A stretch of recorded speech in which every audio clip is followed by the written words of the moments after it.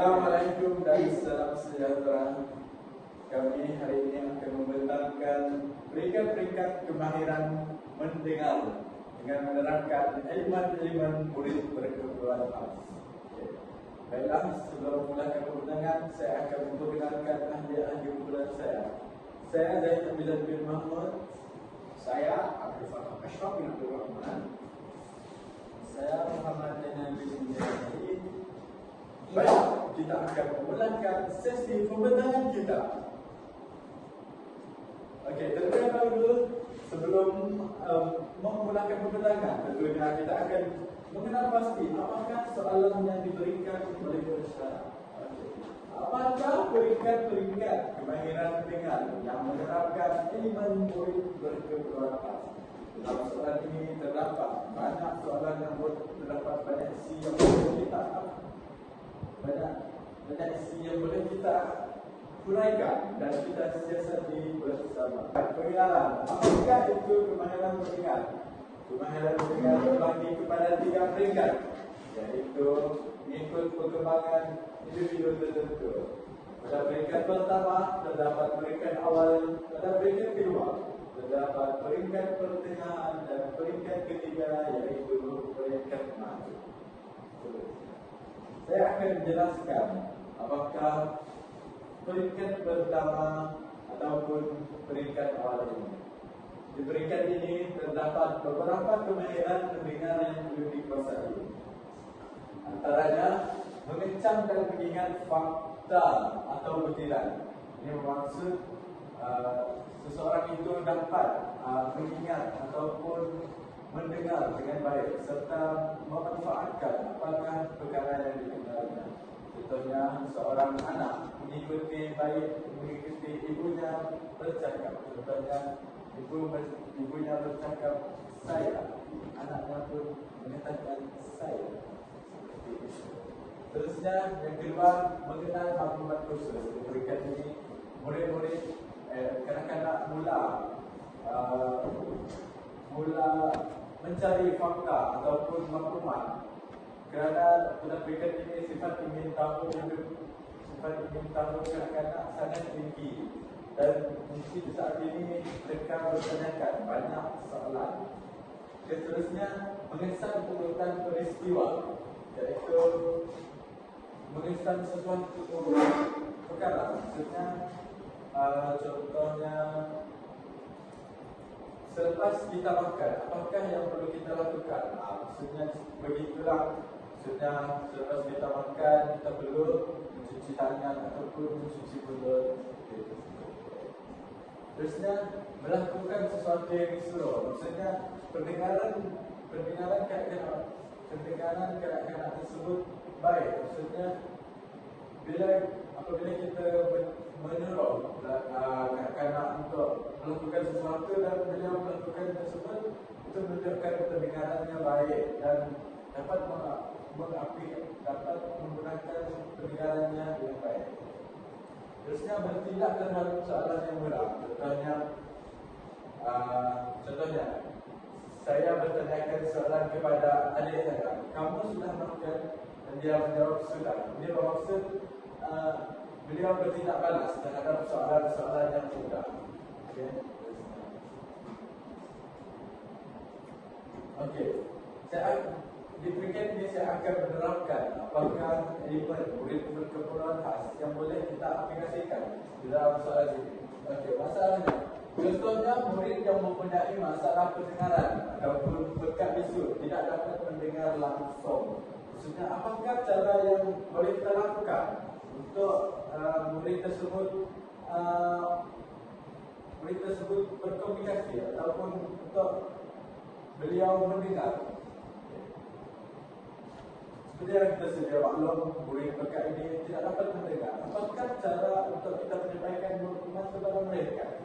Contohnya, guru boleh menggunakan visual atau gerakan badan untuk murid tersebut memahami arahan ataupun cara untuk melakukannya. Contohnya, guru boleh menggunakan gambar ataupun kanvas untuk memberikan arahan kepada murid. Seperti contohnya seorang guru untuk menyuruh mengambil buku. Guru boleh menunjukkan gambar untuk memberikan arahan kepada murid tersebut untuk mengambil buku. Baik. Okey, seterusnya saya akan menyerahkan pertanyaan pada hari ini kepada rakan saya Muhammad Zulman. Terlebih dahulu saya ingin mengucapkan terima kasih kepada Ayah Hamizan kerana memberikan ruang dan waktu bagi saya membentangkan slide yang seterusnya. Okey, terlebih dahulu saya akan menerangkan peringkat kedua. Peringkat kedua adalah peringkat pertengahan bagi seseorang murid ataupun kanak-kanak tersebut dalam proses mendengar. Di peringkat ini terdapat beberapa kemahiran yang perlu dikuasai. Yang pertama adalah mengecam dan mengingat fakta serta butiran secara tepat dan terperinci. Kanak-kanak tersebut akan mengecam dan mengingat segala maklumat ataupun bahan baca ataupun fakta serta butiran yang terdapat dalam maklumat tersebut secara tepat dan terperinci. Okey, yang kedua, mengenal maklumat yang khusus. Mereka mengenal atau membaca maklumat yang umum tetapi mereka tidak dapat memahami secara keseluruhannya. Mereka hanya akan dapat memahami yang khusus sahaja. Okey, yang seterusnya mengesah urutan. Mereka dapat mengesah urutan dalam sesuatu pembelajaran ataupun sesuatu topik, iaitu dari mana topik tersebut menyertakan proses ataupun segala punca kesan. Mereka dapat mengikuti segala urutan yang telah terdapat dalam sesuatu topik tersebut. Yang keempat adalah mengenal sebab dan akibat. Sebab dan akibat yang telah dipelajari telah mereka pahami dan mereka mungkin juga dapat mengaplikasikan pembelajaran tersebut kerana mereka telah mengenal sebab dan akibat mengapa perkara tersebut berlaku. Yang kelima adalah mengenal perhubungan antara orang yang berinteraksi. Mereka dapat mengenal dengan siapa mereka bertutur, dengan siapa mereka bercakap, dan mereka juga dapat mendapatkan gambaran awal bagi seseorang yang dengan mereka bercakap tersebut. Contohnya, dia sedang bercakap, seseorang kadang-kadang tersebut bercakap dengan murid, dengan guru. Dia mungkin telah mendapat gambaran awal bagaimana sikap ataupun personality guru tersebut. Contohnya, jika guru itu bercakap dengan nada yang keras ataupun tinggi, mereka dapat mengaplikasi bahawa guru tersebut adalah garang ataupun tegas. Seterusnya adalah mengenal sikap dan perasaan orang yang bercakap. Seperti yang saya cakapkan baru saja tadi, murid ataupun kanak-kanak dapat mengenal sikap orang yang berinteraksi dan perasaan orang berinteraksi.